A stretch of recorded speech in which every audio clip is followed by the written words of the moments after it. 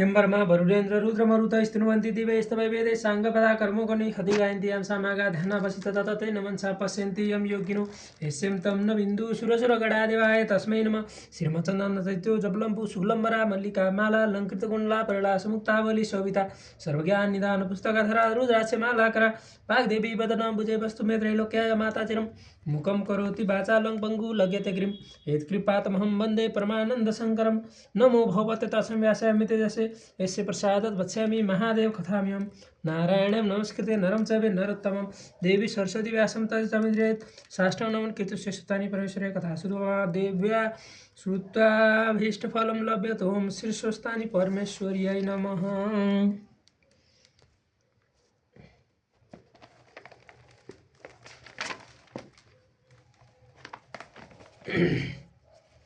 नवमो अध्याय। कुमारजी आज्ञा गर्नुहुन्छ एक अस्ति पनि त्यसपछि जो घटना भयो त्यसबारे म बताउँछु सुन। श्री महादेवले सतीदेवीलाई पिठ्यौँमा बोकी पृथ्वी भ्रमण गर्दै हिँडेको देखि इन्द्रादि 33 कोटी देवताले वैकुण्ठमा गएर भगवान विष्णुसँग विन्ती गरे, हे भगवान, यो ब्रह्माण्ड संसारमा तपाईँले पालन गर्नुहुन्छ र सृष्टि गर्नुहुन्छ, साथै श्री महादेवले संहार गर्नुहुन्छ र सृष्टि र पालनमा ब्रह्मा र विष्णुलाई सघाउनुहुन्छ। तसर्थ तपाईहरूले सृष्टिको कार्य नगरे कसले गर्ला? अहिले श्री महादेव दक्ष प्रजापतिको यज्ञबाट सतीदेवीलाई पिठ्यौँमा बोकेर ब्रह्माण्ड संसार भ्रमण गर्दै हुनुहुन्छ।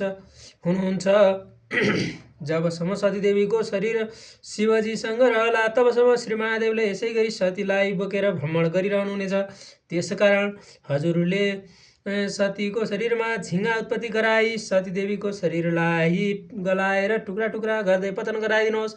यसरी इन्द्रादि देवताहरूका वचन सुनि विष्णुले आज्ञा गर्नुभयो, इन्द्रादि देवता हो, तपाईँहरूले ठिक भन्नुभयो। अब म झिङ्गा उत्पत्ति गरी औँस्या पारेर सतीदेवीको शरीर गलाइ टुक्रा टुक्रा पारी पतन गराउँला।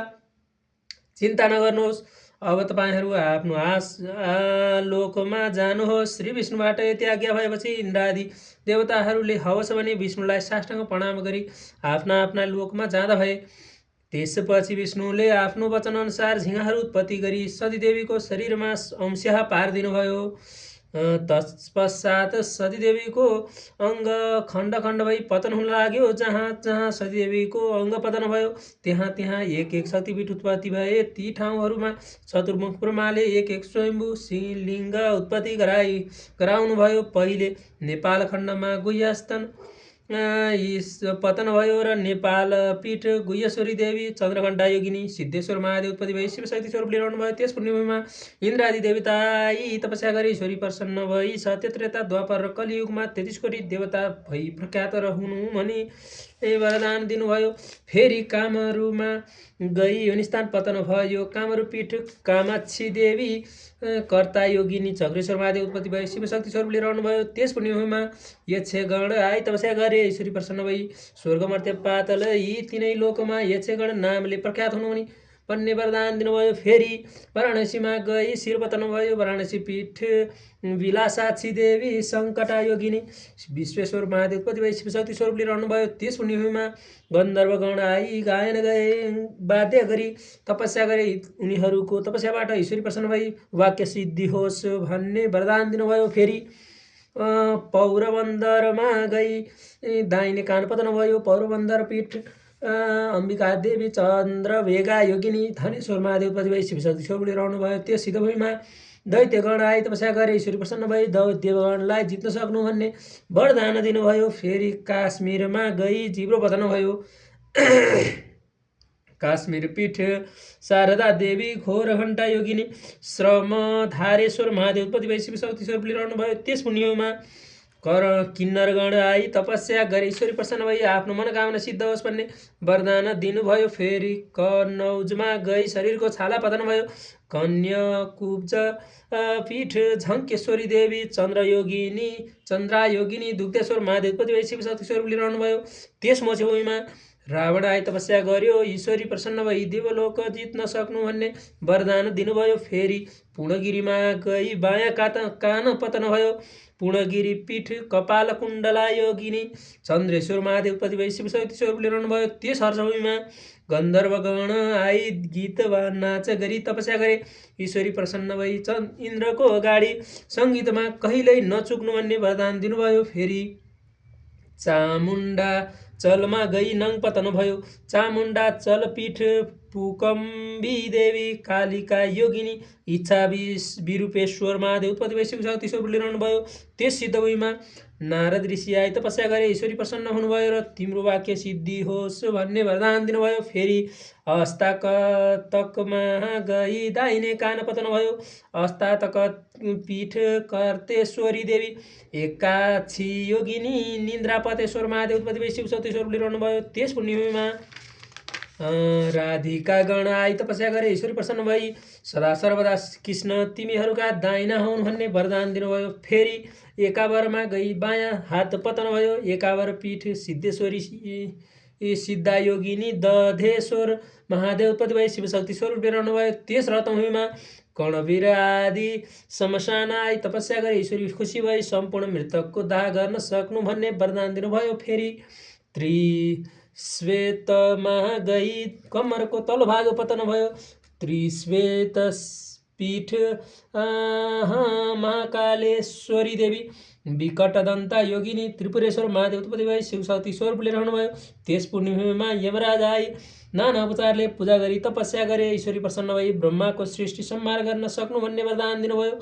फेरि कामरोष्टमा गई घाँटी पतन भयो। कामरोष्ट पीठ कामिनी देवी कालिका योगिनी कालेश्वर महादेव उत्पत्ति भई शिवशक्ति स्वरूप लिइरहनु भयो। त्यस पुण्यभूमिमा पृथ्वी माता आई नाना उपचारले पूजा गरी तपस्या गरिने। ईश्वरी प्रसन्न भई सृष्टिको स्थान हुनु भन्ने वरदान दिनुभयो। फेरि कैलाश पर्वतमा गई दक्षिण पाउ पतन भयो। कैलाश पीठ पार्वती देवी अम्बिका योगिनी विश्वम्भरेश्वर महादेव उत्पत्ति भई शिवशक्ति स्वरूप लिइरहनु भयो। त्यस सिद्धभूमिमा चतुर्मुख ब्रह्मा आई नाना यज्ञ गरी तपस्या गर्नुभयो। ईश्वरी प्रसन्न भई ब्रह्माजीलाई वर माग्न भन्नुभयो र ब्रह्माले भने, हे ईश्वरी, म स्वर्ग मर्त्य पाताल तीनै लोकको सृष्टि गर्दा हुनुभयो भनी वर माग्दा ईश्वरीले तथास्तु भनी वरदान दिनुभयो। फेरि भृगुमा गई माथिल्ला दाँत पतन भए। भृगुपीठ मीनाक्षी देवी ब्रह्मदेहा योगिनी सत्यश्वर महादेव उत्पत्ति भई शिवशक्ति स्वरूप लिइरहनु भयो। त्यस पुण्यभूमिमा धर्मदत्त आई योग मार्गले तपस्या गरे। ईश्वरी प्रसन्न भई तिमीलाई कसैले जित्न नसकुन् भन्ने वरदान दिनुभयो।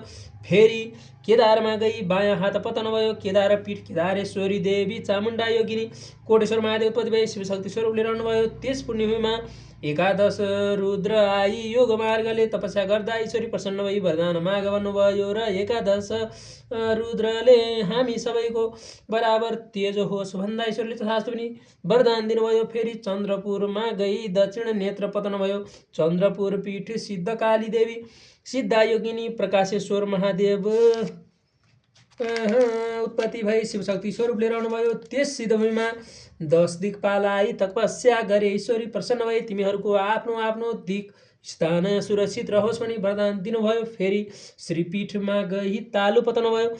श्रीपीठ श्रीप्रदा देवी भद्रा योगिनी कमलेश्वर महादेव उत्पत्ति भई शिवशक्ति स्वरूप लिइरहनु भयो। त्यस पुण्यभूमिमा अष्टवसु आई षोडशोपचारले पूजा गरी तपस्या गरे। ईश्वरी प्रसन्न भई वरदान ल्याऊ भन्नुभयो र अष्टवसुले इच्छा सिद्धि होस् भनी वर मागे। ईश्वरीले तथास्तु पनि वरदान दिनुभयो। फेरि एकावीरमा गई आमाशय पतन भयो। एकावीर पीठ एकावीरा देवी गोरक्षा योगिनी हटकेश्वर महादेव उत्पत्ति भई शिवशक्ति स्वरूप लिइरहनु भयो।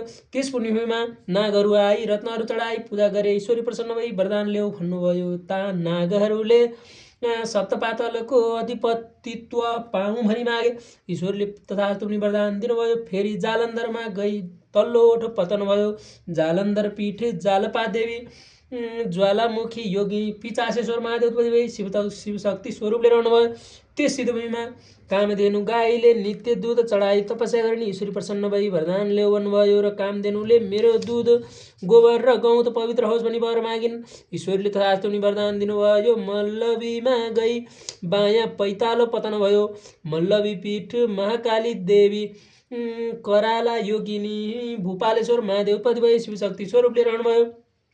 त्यस पवित्र भूमिमा द्वादशादित्य आई तपस्या गरे ईश्वरी प्रसन्न भई वरदान ल्याउनुभयो र द्वादशादित्यले 12 महिनाका अधिपति हुन पाऊँ भनी माग्दा ईश्वरले तथास्तु भनी वरदान दिनुभयो। फेरि कुशलान्तमा गई शिरको केश पतन भयो।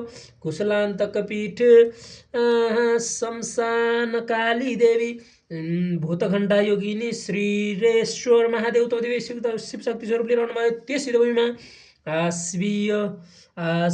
आश्विन्यदि 27 नक्षत्र आई तपस्या गरे ईश्वर प्रसन्न भई वरदान ल्याउनुभयो र 27 नक्षत्रहरूले ज्योतिष शास्त्र हाम्रो अधीनमा रहोस् भनी मागे ईश्वरले तथास्तु भनी वरदान दिनुभयो। फेरि देवीकोटमा गई देब्रेखुँडो पतन भयो।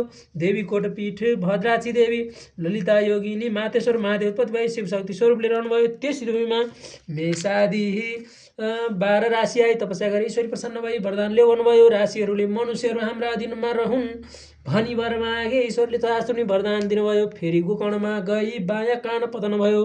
गोकर्ण पीठ भैरवी देवी एकजङ्गा योगिनी जागेश्वर महादेव उत्पत्ति भई शिवशक्ति स्वरूपले रहनुभयो।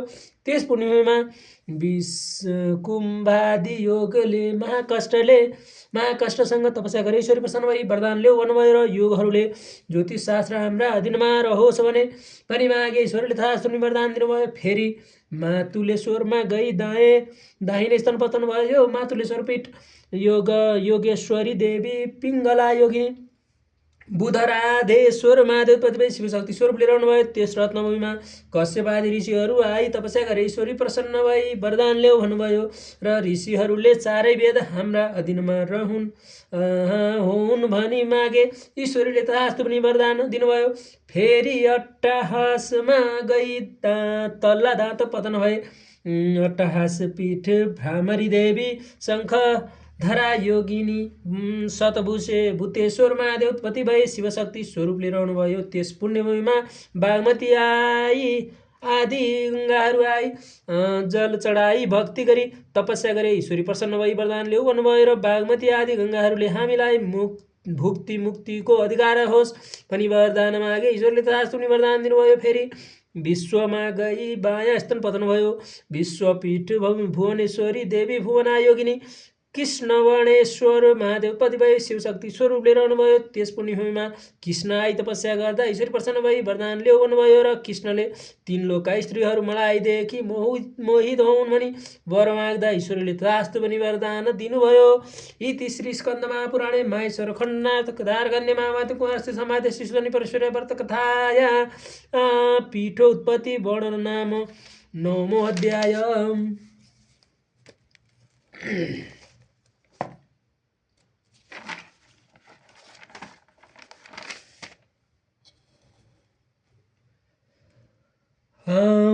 उपनयतु मङ्गल सकल जगन मङ्गलालय श्रीमान दिनकर किरण निबोधित नवनलिन दल निवेशन कृष्णकाले वसन्तु पर्जन्ये पृथ्वी शशालिनी देशोऽयं क्षोभरहितो वृणा सन्तु निर्भया पुत्रा पुत्रिणा सन्तु पुत्रिणा निधना सदना सन्तु जीवन्तु सदा सदम्।